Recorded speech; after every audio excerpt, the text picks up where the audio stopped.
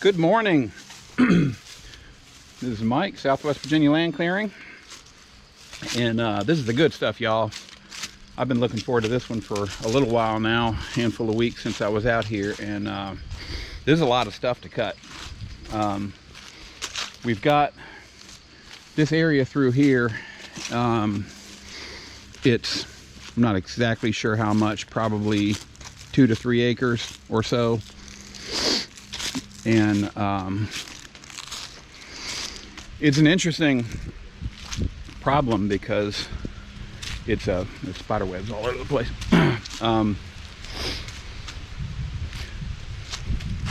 There's a bunch of homes on the lake down there. Their drain field, all the refuse from all those houses comes up this way, comes up through here, and then there are drain fields all through this. And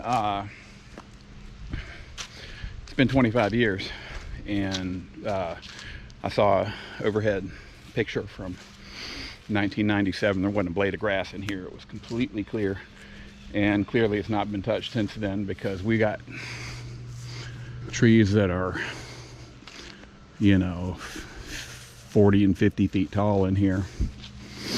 And so I had some surveyors come in and kind of find the edges, and we were trying to find all these stakes this morning. So I'm gonna first come in and try to define the space, because this line goes above. There's a couple areas that are clear. There's a clear area here, and then the end of it is pretty clear. But the problem is you can't, because there's lines and tanks and drain fields all under here. You can't push trees over. You can't do like any kind of conventional clearing with it. The only other option would be to come in here and just cut everything down, haul it away, which is just a tremendous amount. So we're gonna go the forestry mulching route, and so we're gonna put the new machine to the test. This is when I came here and looked at this, my rationale was the new machine will definitely help me do this, but I'd never seen the new machine at the time. But so far I've done a number of jobs with it now, and it seems to be doing great. So the other thing is, everything in here, almost everything, not everything, but almost everything in here that I'm going to be cutting is pine and poplar. And those are really the two easiest trees to cut, the softest trees. So they grow really fast. And so, which is how they got to be this big in 25 years, but if I had looked at this and it was all oaks and maples and all that, I probably wouldn't have gone for it. But I've cut pines this big around before. These are taller than the ones I've done before, but the width is not really a problem, and as long as I keep my teeth sharp and that TL12 with the FAE head on it should roll right through this stuff. So anyway, gonna get started. First thing I'm gonna do is kind of run along this line on the top and see if I can find where the surveyors had marked all that stuff, because a lot of it's just buried back in there. It's hard to find it. The bottom end is there's like a road that goes along there. So really I'm just cutting on this side of the road. So that side's pretty easy. But then I'm just going to start from this top side and start cutting that way. So anyway, I'm trying to get some good footage here, because cutting these trees should look pretty good. So if you enjoy it, hit like and subscribe, and I'll check in with you later. Thanks.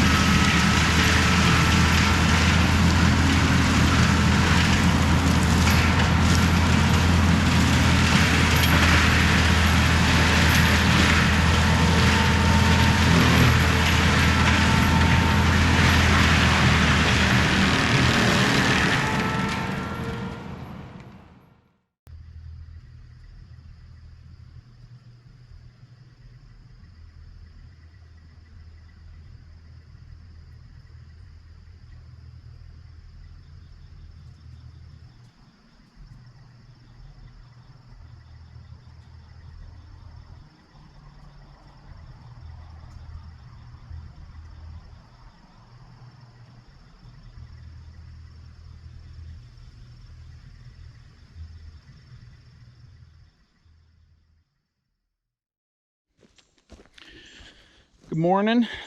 I'm back for day 3. I worked here all day yesterday. I didn't run any video. I just kind of put my head down and cut as fast as I could. But made some progress. I got this line defined some more over here. There's this kind of a weird shape. There's a weird cutout over here, and I had to find some stakes that were buried back in the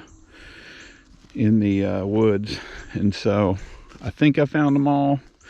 We got the surveyors coming tomorrow to verify that everything's in the right place, and should be easier for them now as well, since they can get to everywhere. I thinned out a lot of this, cleared a big section down here. Was just trying to get the biggest sections I could. There's a lot of this stuff that I'm not going to be able to drive over in various places through here.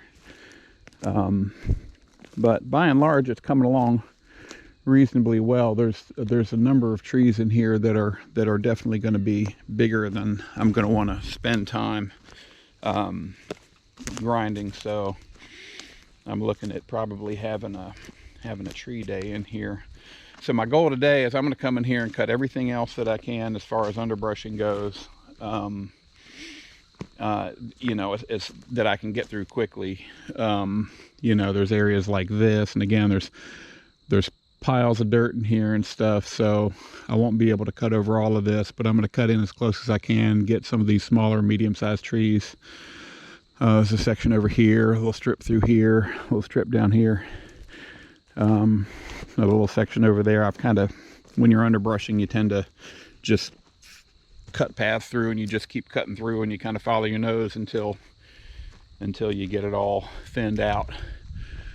So and then the more you thin out, the more areas you have, like this one I'm standing in right here. Like I could drop trees right in here and grind them, but like down here it's kind of bumpy, and there's a drop off and stuff like that, so I can't cut really well everywhere. But the more of these straight strips that I have through here, there's one over there, there's that whole area, it's easier to just knock trees over with the machine and get through them like that. So anyway, I'm gonna get on it over here, and I'll actually let y'all in on some of it today. So thank you for being here. See how this goes.